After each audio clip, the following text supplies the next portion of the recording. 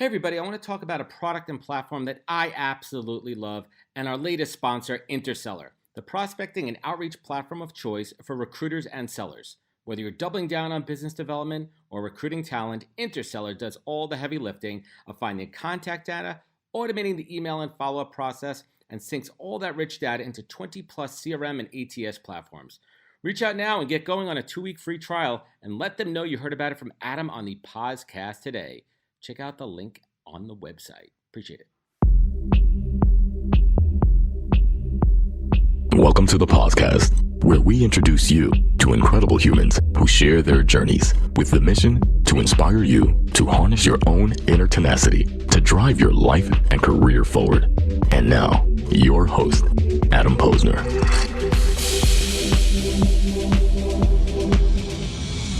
Hey everybody, welcome back to the podcast, where I bring you the best and the brightest from the world of business, marketing, and podcasting to help you harness your inner tenacity to drive your career forward. Folks, this is my first, you're not the first third-time guest. Joe Mullings is a third-time guest, but third time back, and what do they say, Hala? Third time's a charm? Third time is a charm. I am thrilled to welcome my guest, Hala Taha. And if you guys do not know her, you must be living under a rock at this point. She is the host of the Young and Profiting podcast. She is one of my best old school podcast buddies, and I am thrilled that we are here together today in person. Hala, what's up? Nothing. You know, these conversations are always so much fun. So I'm just looking forward to chat. I can't wait what you're going to ask me. Since this is round 3, you're going to probably have to go deep, I think. Yeah, and we've spent a lot of time talking about podcasting, but what I would like to do today is really talk about you. And I'm thrilled that we're here in person and we could have a personal conversation.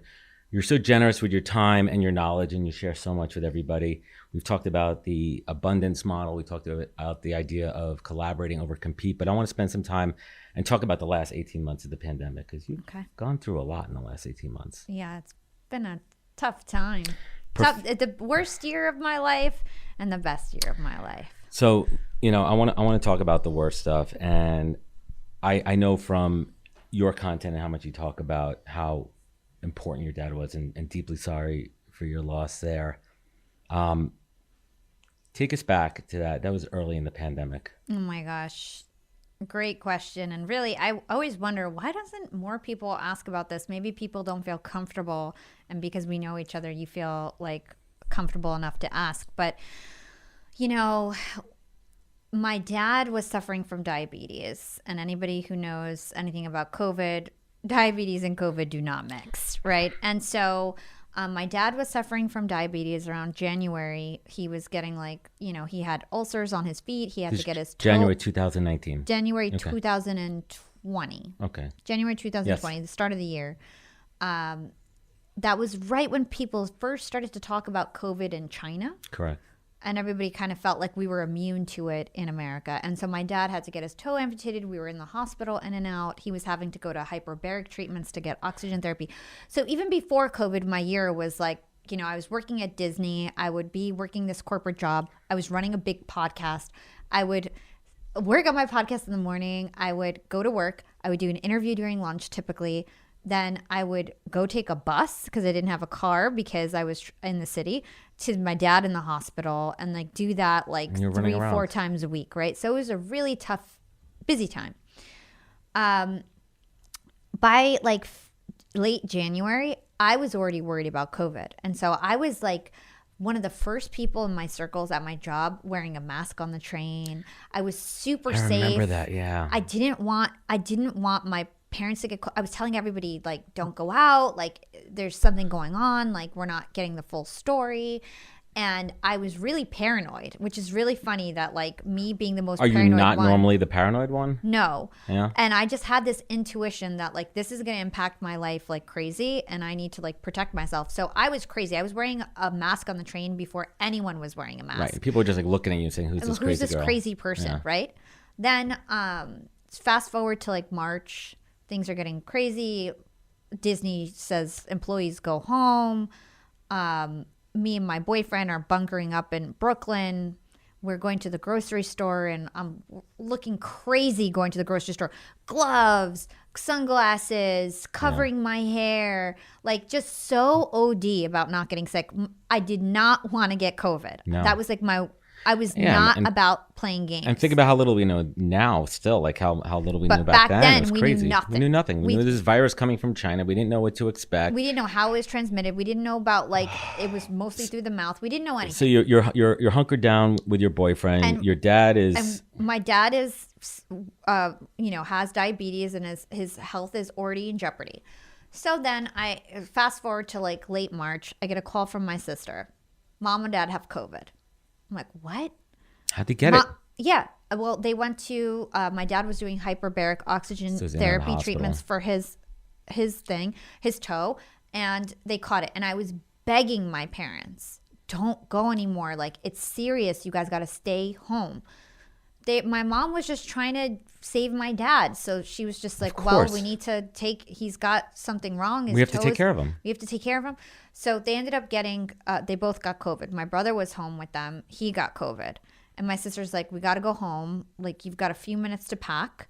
Little did I know that I wouldn't be back seeing my boyfriend for 3 months. So I literally packed a bag in 2 hours and willingly went and got COVID. I don't think many people can say that. You went to get it, not knowing what would happen to you, just so you could be with your family. So I could So you take went care from of my dad. you went from doing everything to avoid it to knowing that you were going to get it. Yeah. And not knowing how it's going to affect you. Yeah. But you knew that you had to be at that moment. You parked everything else, every responsibility in life to say, what's most important now is I need to be with my family. I was just like, you know what? This might be I have no idea if both my parents were gonna die. I didn't know. That's scary shit. It was scary as hell. Our parents are older. We're not getting any younger. And I was just like, and I was so scared to get COVID myself even. I was just like, what am I even putting myself through? But I was like, what are the other options to let my parents, like, who's going to take care of them? So me and my sister went, and I remember walking to the house, and this is a little gross, but I remember walking inside the house and being like, it smells like people are sick. It just and I was had like, that sick stench. And I was like, oh my God, what did I get into? So I went from being an executive at Disney to my role in the house for those 2 weeks was janitor. caregiver. And my sister is a doctor, so she was playing doctor. I was janitor. So your sister's a doctor, and she was. Does your sister have a family, married, kids? My sister has a boyfriend, but neither of us are married or have kids. So your sister was there, and she's a doctor, and she had some intel of what was happening, and she still willingly. Yeah, I mean, we didn't No have a one knew. choice. We didn't have a choice. The last thing we wanted to do was send anybody to the hospital. So let's fast forward. How quickly did your dad, go down? So my dad was sick for about a week and a half, and it was literally the worst week and a half of my life. Because we had no idea about COVID or whatever, me and my sister were sleeping in the basement. I didn't even want to go upstairs and get my blankets and stuff. I literally was sleeping on the couch with a old ass blanket, peanut butter and jelly sandwiches for dinner. We wore a mask all day, just taking care of our parents. And I'd go down midnight, have anything that I could eat that I felt was clean. Everything felt dirty. I was like, what am I? I'm going to die. Like, this is crazy. Like, That's scary. It was so scary. It's the fear of the unknown. And tell us a little bit, like, you're talking to your dad, and your parents have been through it, right? They emigrated here, correct? Yeah. So they've seen a lot of bad shit in their life too, and conflict. Talk to us about those last few conversations that you had with your dad. Those real, like, meaningful ones. What were those like? Well, like, COVID made my dad so sick. So it's like my dad was like silent. Like, he just stopped talking. Like, went inside. I don't know what Or it was it was. the Like, COVID? he just like, it just like turned him into like sort of like, not like a vegetable, but like he was just silent, Not the not same. himself. He's usually he's a very generous, happy, smart guy. And he was just so quiet, so weak. We had to like spoon feed him. Like, he was just really deteriorating. Like, there's a lot of stuff like I can't even say like that, but like just like really bad things that me and my brother and my sister like witnessed, which we should have never witnessed with our father, especially for such a guy who was so strong. But it's like, we had to do it. We had to be there for him. And then I remember it just got so bad where we tried to buy an oxygen machine. We did not want him to go to the hospital because we knew if we went to the hospital, there was no visiting rights. You knew there was a chance you'd never see him again. And that's what And that happened. was the reality. We were watching the news Literally at the never time, and we were hearing the horror stories of people who were mildly sick, and then it progressed quickly, and they went to the hospital, and they would die alone. If they're lucky, they would get a FaceTime or a phone call And beforehand. that's exactly what happened. So there was at one point my dad just wasn't getting enough oxygen, and we're like, there's nothing we can do anymore. We're literally, you're going to die here if we don't send you to the hospital, and you have a chance if you go to the hospital. And I remember them wheeling him away and him being like, this is going to be the last time you guys see me. And he was so upset, and we were so upset, and they just wheeled him off. And that's literally the last time I saw him alive. And then the hospital was so overwhelmed that they were so mean to me and my sister. We wanted to, like, they were so mean about us seeing him on Zoom. We were like, we gave them an iPad and was like, please just set this up for us. We just want to be able to talk to my dad. So overwhelmed. And I understand that. I forgive them, you know, but we did everything to like get on. We bought them lunch. We bought all the nurses lunch every single day just so that they would let us see my dad on Zoom and turn the camera on. Right. And I remember, like, you know, my job wasn't that, which is one of the reasons why I was so fine with quitting my job, is because like I felt like I really wasn't supported during this time. They weren't giving what you I needed. was still working, and like my dad would be like freaking unconscious on Zoom, and I'd be like in a meeting, and my dad actually passed away while I was working, you know? And so I just so many regrets. What is, take us back to that last good memory you have of your dad, because that's what you need to hold on to. I mean, I'm not telling you anything you don't know at this point, Hala, but what was that last really good conversation that you had with him that sticks with you? My dad was so proud of me. And you know he is now. Yeah. I mean, look at the success that you've had, and you talk about this a lot. We call them silver linings. And the last 18 months have been freaking crazy. And you have taken this pain and suffering and you flipped it around and you've harnessed it and you've turned it into something that's incredibly beautiful. And I'm lucky that I've had a front row seat to your success. And it's been incredible to watch. There's been some other losses during the COVID too. Talk to us a little bit about what happened with your relationship. Yeah. So it's so funny. So when my dad passed away, while he was in the hospital, I had the idea to start Yap Media, my marketing agency. And I was living in my mom's house because I got COVID. And at the time, because I got COVID, I was like, you know, most people didn't get COVID yet. So people were really scared to hang out with me, including my boyfriend. I mean, to a certain point, rightfully so. Rightfully so. I had no hard feelings, but I was alone. I had a lot of time.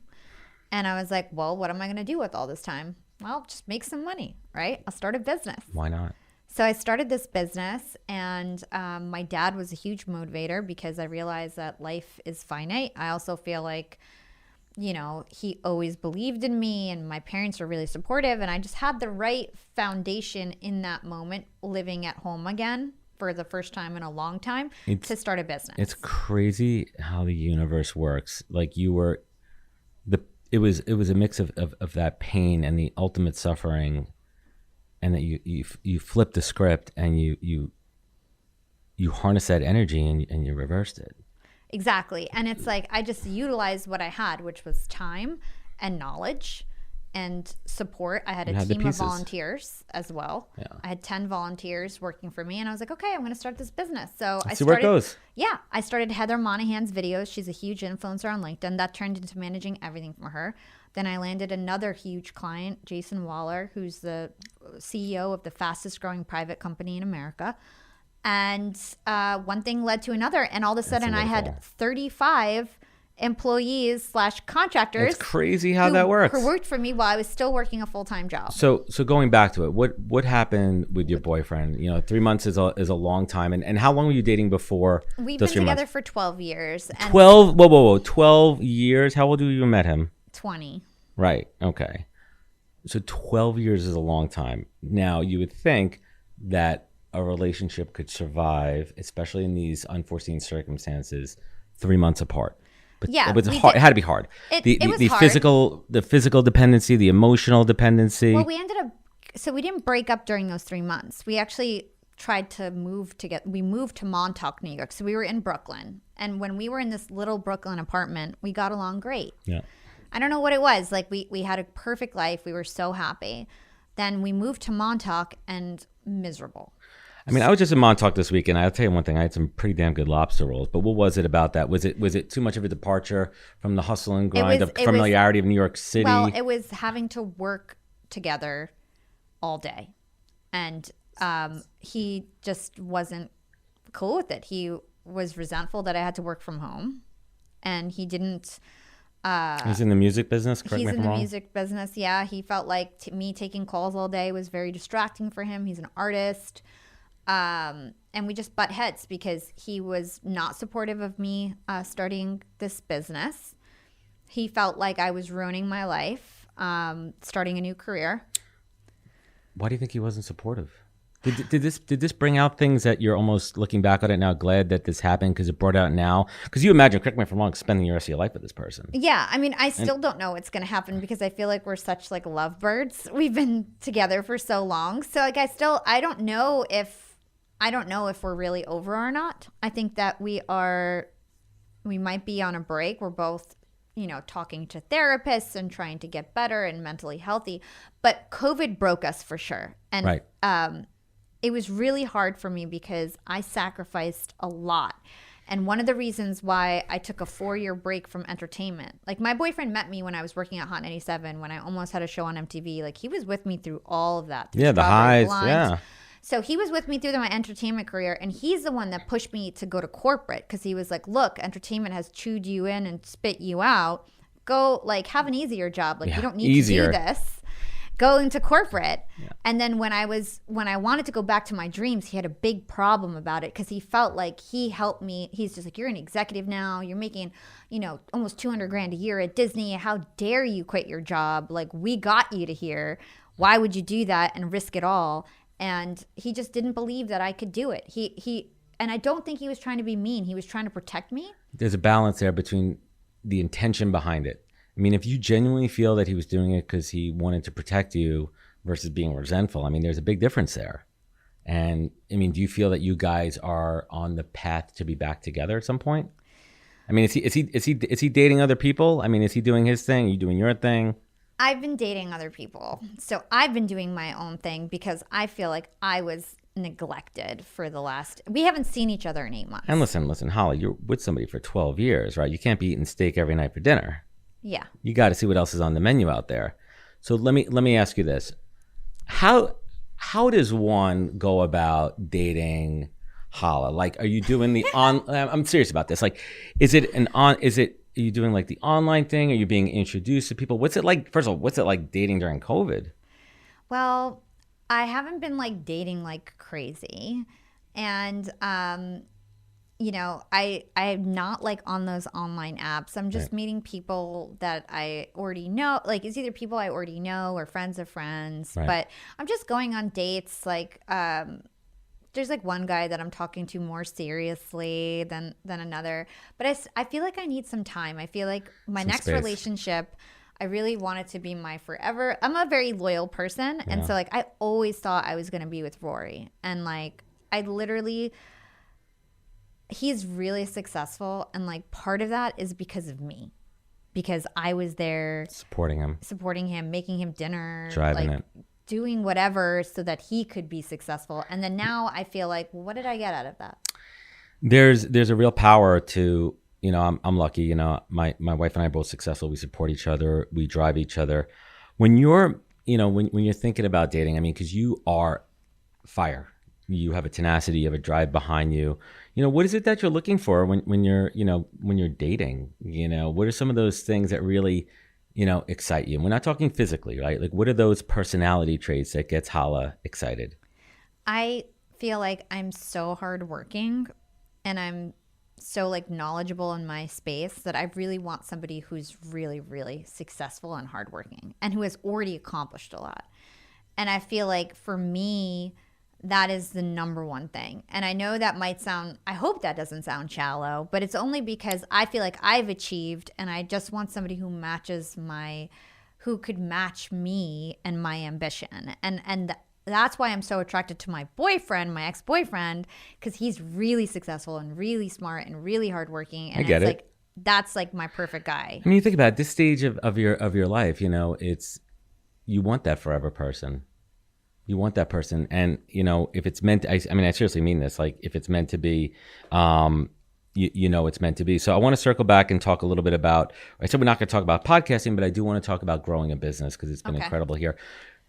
Do you ever feel overwhelmed? Do you ever feel that you scaled too much too quickly? Oh, yes. Yes, I do. Yeah. I mean, everything has been going so amazing and I don't regret a thing.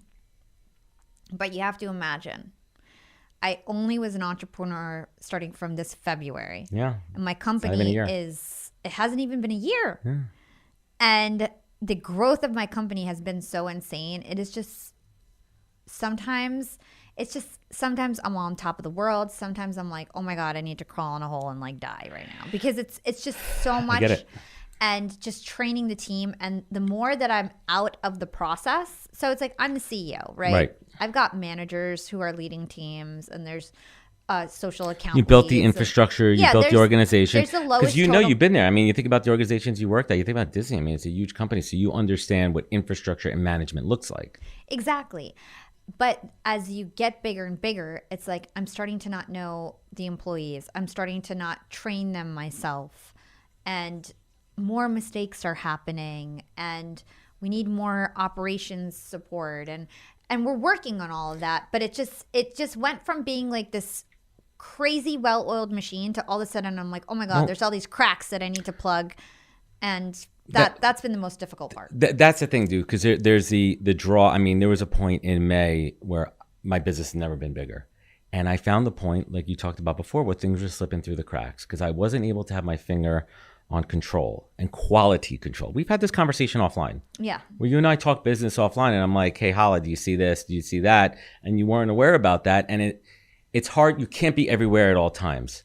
But you have to remember at the end of the day, it's your company and it's your brand out there. Exactly. So I found for me that there's a balancing act between, yes, I want to scale and get to a certain point, but also there has to be that manageable control and finding that balance there.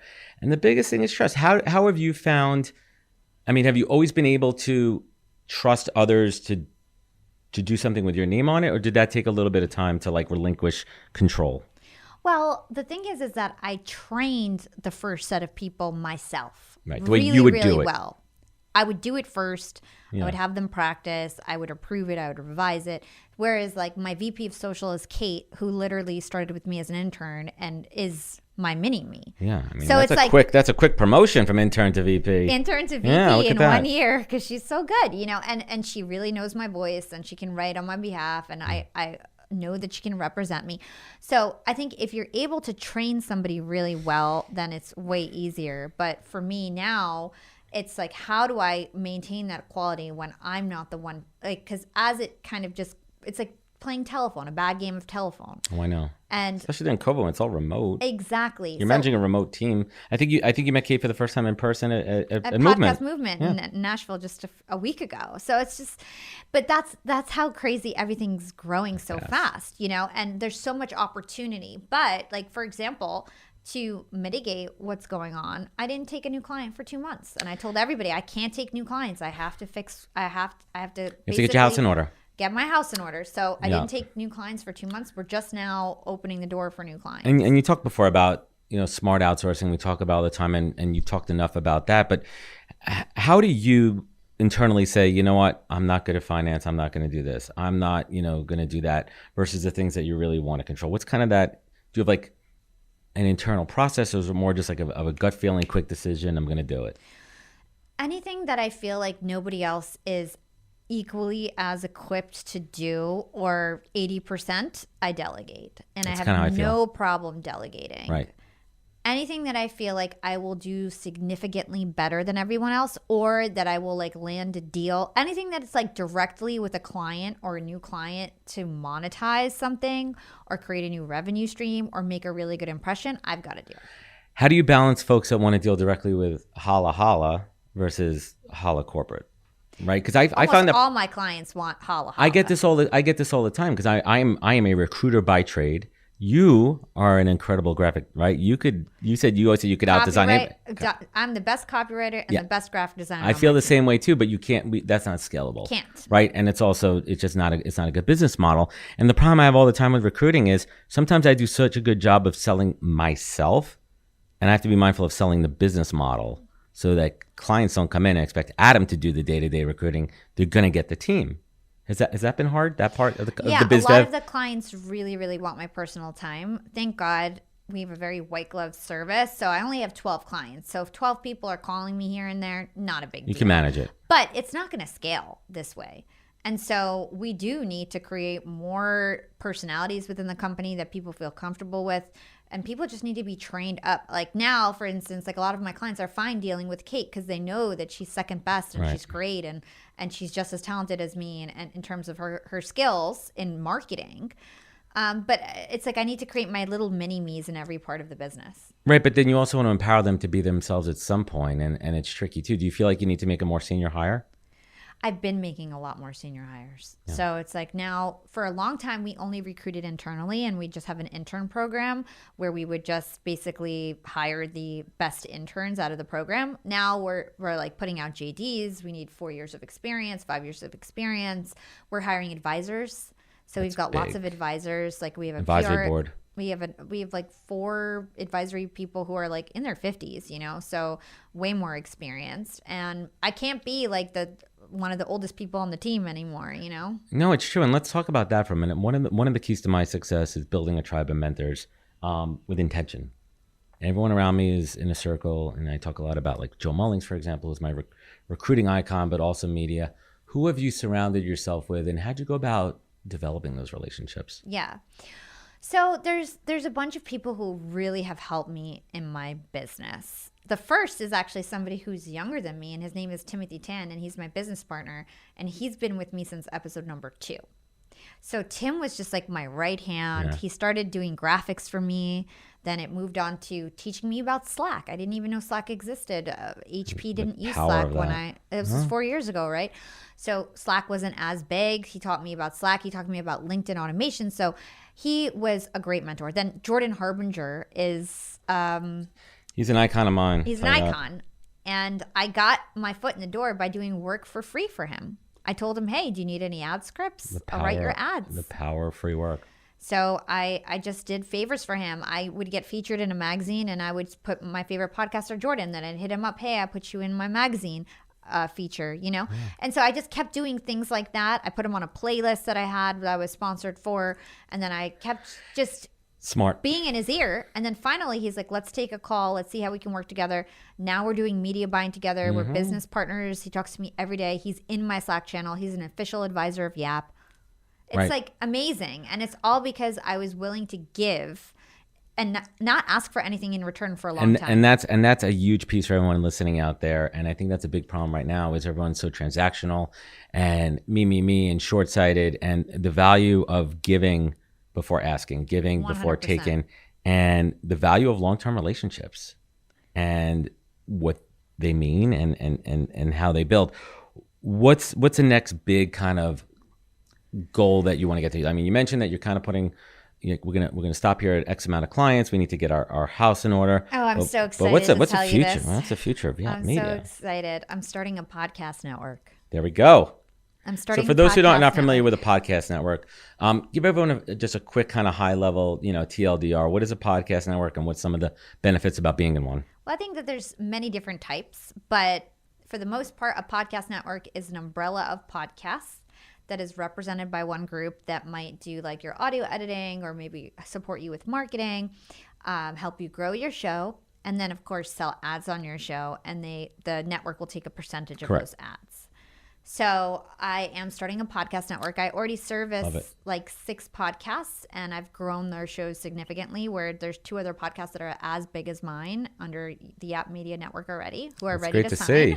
Yeah. And I've gotten them number 1 in their respective categories and everything. And I've made all these inroads to monetize my own podcast, where I have all these relationships with ad agencies. I just got signed to Megaphone, which is enterprise hosting owned by Spotify. Mm-hmm. So I'm going to move on to Megaphone. There you go. And signing my first 2 podcasts. That's exciting. I am so excited. And we're just starting a network. It's like the new phase of Yap. It's Yap Media Network. So. And I mean, podcasting has grown leaps and bounds. And I mean, podcasting's been around for a long time, but it's really in the last few years that it's, really exploded and you found your niche.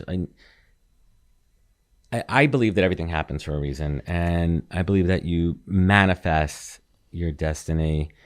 When you look back on these last 18 months and you have a moment to pause and really think about it and let it settle in, what does that feel like? Where you at right now? Where's your head at? My head is at like, I can't believe this is real life. I can't believe that every day I get to work on my passion, that I get to be so creative, that there's so much opportunity, like whether it's starting this network and whether it's writing a book in my future. I still haven't done a course. Like there's so many things to tackle. A book. And it's just, it's so cool to think that like I've did it. I have a company. It's mine. I own it. Nobody can take it away from me. Do you know how many things have been taken away from me in my life where I was supposed to get an opportunity that I've been working for, that somebody took away?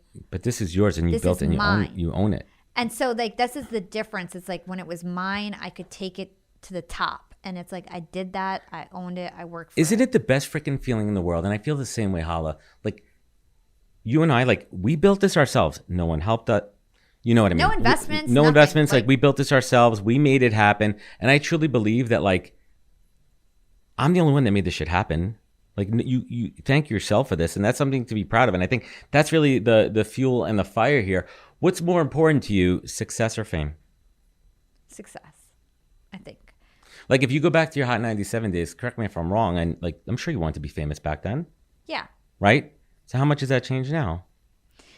I mean, I want to be famous for the right reasons. I want to be famous because I want other young women and ethnic women to be like, oh, that person looks like me and I can do it too. I want to be famous for that reason, not because I want people to love me or want the attention. It's more like I feel like I actually have a lot to teach people and that I can inspire other people to follow their dreams. And I don't know any other girl who's my age who's doing the stuff that I'm doing. No, you're crushing it, and I think you're a role model for so many, and it's just been amazing to watch, and I applaud you for that. So you know, fun stuff here. You know, with success comes financial success too, and you know, what has been one of those indulgent purchases that you said, you know, fuck it, I'm buying this, I want it.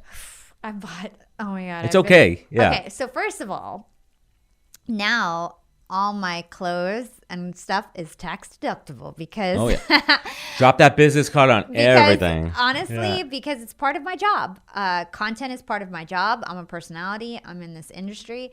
And so I've been buying I was telling my mom the other day because she always gives me guilt. She's like, you're buying so much clothes. Like, don't you feel guilty? And I'm like, Mom, like, if this photo goes viral, I'm going to get a new client, make a whole ton of money. It's part of my brand. I'm trying to help her understand. But they don't. They're from a different era. But anyway, back to your question. I bought a Chanel bag. And you earned it and you deserve it. I bought a Chanel bag on my own. My boyfriend used to always buy me my designer bags. And I was like, you know what? I'm kind of single, I guess. Yeah. No one's going to be buying me this designer bag except for myself. And that's fine. Treat yourself. Yeah. Oh, I love it. I think that there's you have to treat yourself. You have to reward yourself. Yes, there's a balance of savings. And, you know, for me, my biggest, I'd say payoff is I paid off my credit card debt. That's amazing. I was able to do that on one big deal. One big transaction came through and I was like, screw this debt. I don't want it anymore in my life. And it felt really good here. I'm trying to go back to the date the last time we talked, but certainly a lot has changed. And I want to ask a question that I asked, 18 months ago when we last spoke, but what really has been, that real, true, positive silver lining during this pandemic for you? Aside from the growth of your company, let's talk about your personal growth. We know the growth of Yap. That's a silver lining. I guess I've stepped into my own power. I think that is exactly what happened.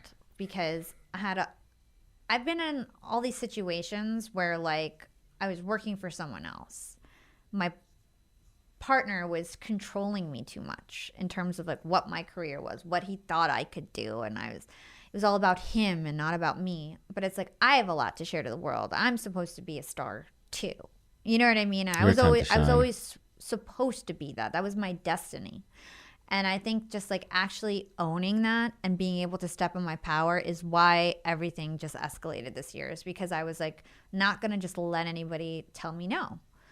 And I just did it and owned it. I love it. And I think the reason that you and I are attracted to each other as friends and as contemporaries in this podcast space is because you and I both have this fire. We both have this tenacity where we set out on something, we go ahead, we do it, we put our mind to it, and we fucking make shit happen. Right? And that's something that I love about you, that you always make shit happen. And those are people that get things done in life. And those are things that open up conversations. And those are things that open up opportunities. And it's amazing when you take control of your own destiny, everything opens up. Yeah. It's absolutely magical. And last but not least, I've asked you this question a couple times before. Has your compass, has your North Star changed in the last 18 months? I don't think so. I don't think it's changed so much. I think I always had the end destination in mind. And I'm actually very bad at like visualizing more than like 5 years ahead. I actually have a hard time because I feel like the reason why I'm successful is because I'm very much like what needs to be done now, or like next month, next 3 years maybe. But anything further than that gets really cloudy for me because I don't know. How can we even think about it in this day and age? I don't know what's going to happen. I don't know what the new thing is going to be, but I can pivot quickly. Clubhouse came and went. I rocked it and, cashed in, cashed out. Yeah. You know what I mean? So it's like I'm okay to pivot when things come my way, but I have no idea. I don't want to think that far ahead. I hear you on because that. I just feel like things so much can change. I just feel like what's in front of me now, how can I be present? How can I make the most out of what's happening right now? So in terms of like that, me wanting to be the biggest female podcaster in the world, that's still true. Me wanting to build a huge marketing agency, that's still true. Now I want to build the biggest podcast network and the best one in the world, right? So those are my goals. I don't think they've changed too much. And that's incredible. Leave everyone out there, because you are an inspiration. And you really are, and you're doing things the right way, and it's been incredible to watch there too. But any female out there who's maybe struggling in business, maybe struggling to break through, is being held down by so many different awful reasons in this world, what advice would you give her to really help her break through and climb up? Skills. You got to get the skills. You got to get the experience. I think there's a lot of people who want to do big things in the world, and they have the right ambitions, and they have the drive, they have the motivation, but they don't have the skills. Upskill. And you get the skills by having experiences. So taking that internship that you thought you were too old for or too good for, getting that lower paying job that's going to actually teach you the nitty gritty skills, having a passion project that just teaches you the skills, building a side hustle. You got to get the skills. And I think that like people think that this success that I had was really overnight, and like, no, like I had... They only see the tip of the iceberg. Exactly. It's like I've had 7 years of corporate marketing experience. I was an intern for 3 years. Then I was an intern again. Like I had all this retail experience. Like all of that stacked up my skills. Where now like nobody could do marketing better than me. Nobody can do podcasting better than me because I actually have the skills. I don't just like talk it. I did it. Yeah. Right? So it's get the skills. That's truth right there. Hala, I want to thank you so much they say third time's a charm. If anybody doesn't know where to find Hala, where could they find you? You can find me on youngandprofiting.com. You can find Young and Profiting Podcast on your favorite podcast player. I'm on LinkedIn and Instagram at Yap with Hala. This has been great. We talked about a lot of stuff today. We talked about the last 18 months. Your dad is definitely looking down on you and not just proud of you. He's keeping an eye on you. And he's the wind in your sail, and I know that for sure, and you make him proud every single day. And I want everyone, if you don't know Hala, definitely connect with her. She's awesome. Check out Young and Profiting Podcasts. Little birdie told me that I might be a guest on there one day soon. And I just thank you. I thank you for always keeping it real with me. And no matter how big you get, don't forget about the little guys over here, and always continue to keep it real, keep your North Star in focus. And I want to thank you so much. And everyone listening or watching us right now, you know where to find out more at thepodcast.com. Follow us on all the social media channels. If you like this show, leave a review, a rating. It goes a long way. Remember, take care of each other, look out for one another, and catch us next week for another great episode of the podcast. Take care, everybody. Wisdom is forever, but for us, it's time to go. Thank you for joining us. Luckily, we'll be back with our next episode soon, jam-packed with more incredible humans. Thank you for listening, subscribing, and sharing. To join the conversation, search the Podcast on LinkedIn. And to catch up on past episodes and more info, please visit www.thepodcast.com.